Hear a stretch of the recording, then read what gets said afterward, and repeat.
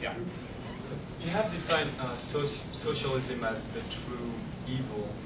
I want to ask you a question about countries like Sweden, for instance, which has 55% of GDP per capita of government expenditures compared to US 30%. Do you think that they are wicked, depressed people, that they cannot pursue their own happiness? Because I personally believe that the quality of life in Sweden, France, or in Western Europe countries probably is way better than ours. Yeah, I mean, as somebody who came from a socialist country, and I did, I was born and raised in a socialist country, yes, absolutely, I think they are losing it. They are less happy, less prosperous. I think the standard of living is lower. You know, I wouldn't call them wicked. I would say that they live under an evil system and they do the best that they can. You know, Sweden, to a large extent, is carried on the backs of a few, you know, brilliant entrepreneurs that come about in Sweden every decade. It seems they have somebody who manages to become incredibly wealthy in spite of the socialism and carries their GDP on their back to a large extent. Whether it's a tennis player, Yaron Brook, during the late 1970s, who is paying an incredible amount of taxes as compared to the rest of Swedes, or whether it's ABBA or Volvo or so on, where one product or a few products are created that are particularly great. I think France is one of the most depressing places. I love France, and it's still one of the most depressing places I'm not in the world. I'm alright. Well, I'm glad you're not, and you're here, which says something.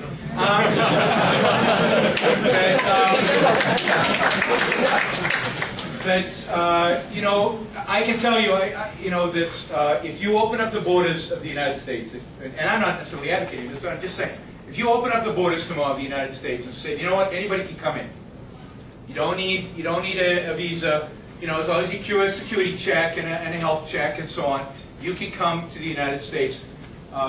Much of the young, entrepreneurial, ambitious population of Europe would emigrate to the United States within months. I know you think it's not true, and we'll disagree on that. We'll agree to disagree.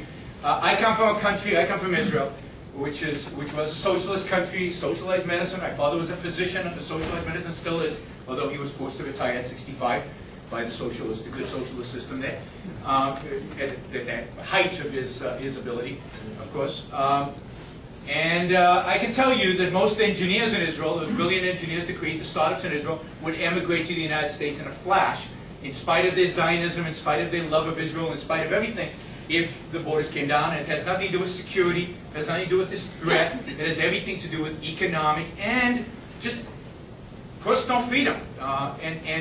And the fact that you can do here things that you can't do in Europe or in Israel. Let me just add just a few things and then I'll let you. You know, people talk about healthcare in Europe, how wonderful healthcare is in Europe. It's interesting that people who have money in Europe come to the United States to get treated. If they can afford it, they come here, because this is still where the best healthcare in the world is. It's true. They come to Mayo Clinic. Just go to Minnesota. You'll find most of the patients there are foreigners who are coming from socialized healthcare systems to this country, because here you can buy the best healthcare in the world. It's also true that because we have freedom in this country and they don't have much freedom over there, we in this country are subsidizing the medical research and development for the entire world. So if you look at biotech companies, where are they located? In the United States. There are very few biotech companies in Europe and in England. They come here and they locate here. If you look at medical devices companies, they are predominantly in the United States. At least for now, not for very long, I feel. If you look at technology companies, you know, we subsidize R&D for the whole world in many ways. Because we are free, we can do things that other countries can't do, and they benefit from it. They still get the medical devices. They still get, if somebody discovers a new way to do a heart transplant here because they're free to do it, the Europeans are still going to benefit from it. Their healthcare standards still go up, but we paid for it. It's on our freedom.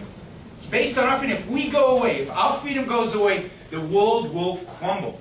Europe will disappear. If the freedom in the United States is so, we are at the epicenter of this world because we're still to the extent that we are free. When that freedom is gone, who's going to invent all this stuff? This stuff doesn't get invented by chance. It gets invented Because we're free, because we can make the money off of it, because we can innovate, because we can come up with wacky ideas and do stuff. Just one last point on this. Drug prices. You know, everybody wanted to import drugs from Canada. Remember that? Think about why we pay. Why is it that in the United States we pay such high prices for drugs and the rest of the world they pay low? Well, in the rest of the world they basically have this scheme going. The government buys all the drugs. And they go to the drug company and they say, let's say a drug in the United States costs $50. They go to the company and say, we want you to sell it to us for 20. And if you're not going to sell it to us for 20, we just won't buy it. To hell with, you know, to hell with what happens to the patients. And the drug company will fold, maybe they'll sell it for 22. At $22, maybe the drug company's making even, maybe they're making a tiny little sliver of a profit. But they're not making money to fund the next drug. So if the drug companies want to have R&D, what do they have to do to us? If Canada's paying $20 and there's no money for R&D, and the drug, let's say in a free market would be 50, how much do we pay? We pay 70. Because we have to make up for the profits that they would have made in Canada so that we can continue to do R&D. And guess who benefits from R&D?